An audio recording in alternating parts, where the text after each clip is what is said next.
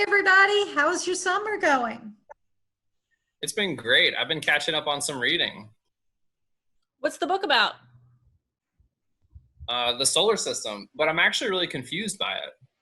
What are you confused about, Mr. Avenant? Well, it says that the Earth goes around the sun, and that's called revolving. Okay, that's cool. But then it also says that the moon is revolving around the Earth. Sounds right to me.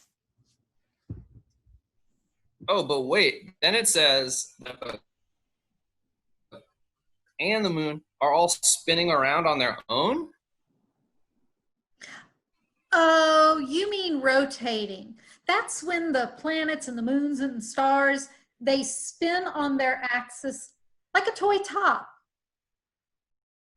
Oh, well, you know that I mean that sounds great and all, but I'm having trouble understanding it just from reading this book. To make it easier for yourself, you might want to build a model to represent the sun, the earth, and the moon. That's a great idea. That's a good idea. We're going to talk about the Earth, Moon, and Sun. First of all, we have the Moon, which is the smallest. It's 1/4 the diameter of the Earth. The Earth is the third planet from the Sun. And then we have the Sun, which is 110 times the size of the Earth. All three of these rotate around. So it's like a top spinning. It just spins itself. And then they also revolve around each other. So the Moon goes around the Earth, and that takes about 1 month. The Earth goes around the Sun, and that takes 1 year.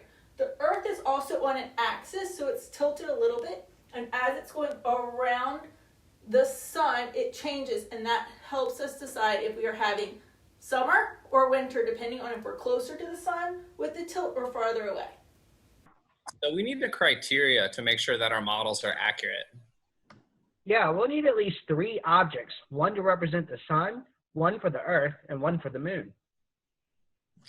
Oh, and I noticed in the lesson that they aren't the same size. So I think the object representing the sun should be the biggest, and then representing the moon should be the smallest. That way it's going to be really accurate. And the Earth object needs to revolve around the sun. And the object modeling the moon needs to revolve around the Earth. And all 3 objects need to rotate. What does rotate mean again? When it spins like a top. All right, guys, it's time to brainstorm how we'll make our models. What are some ways we can make our models? We could build it with things that we play with every day. I think I have some Legos I might use. I think there are some stop motion apps that I want to check out. I was thinking of making one out of recyclables, but for a proper brainstorm, I really think we need to make some quick sketches of our ideas. Sounds great. That's great. Okay. Yeah. Does everyone have their brainstorm sketches? Right here. Awesome. Now it's time to narrow down our ideas and make a final design. And don't forget to label the materials that you want to use. Oh yeah, that's right. A good design should have enough details that anyone can use your plan, and build your model. Did everyone finish their designs? Yeah. Awesome. Those look like you put a lot of thought into them. Let's go make our models. Yeah, let's do that. To successfully build your model, you must incorporate 5 criteria. The model must have 3 objects, one for the sun, one for the earth, and one for the moon. Bonus points if your objects look like those celestial bodies. The earth must revolve around the sun. That means to go around, kind of like a car around a track. The moon must revolve around the earth.